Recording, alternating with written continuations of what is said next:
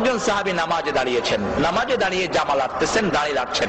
আল্লাহর হাবিব সাল্লাল্লাহু আলাইহি সাল্লাম বললেন, লাউ খাশিয়াত কলবাহু লা খাশিয়াত জাওয়ারিহু, তার হৃদয়ে যদি আল্লাহর ভয় থাকতো তাহলে অঙ্গ প্রত্যঙ্গের মধ্যেও ভয় থাকতো। সুবহানাল্লাহ বলেন।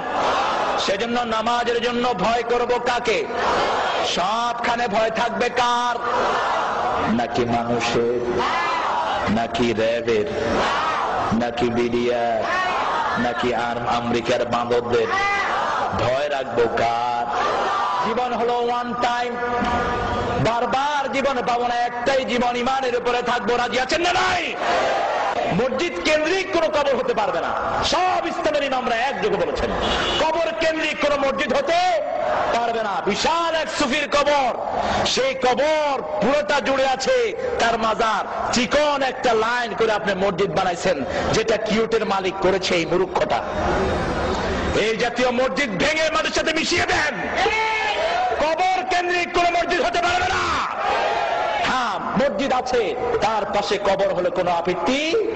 যেমন মসজিদে নববীর পাশে বিশ্ব নবীর কবর আছে না নাই? বাইতুল মুকাদ্দাসের পাশে অনেক নবীর কবর আছে না নাই? সেটাতে কোনো দোষ নাই, কিন্তু কবর আগে না মসজিদ? কোনটা আগে? মসজিদ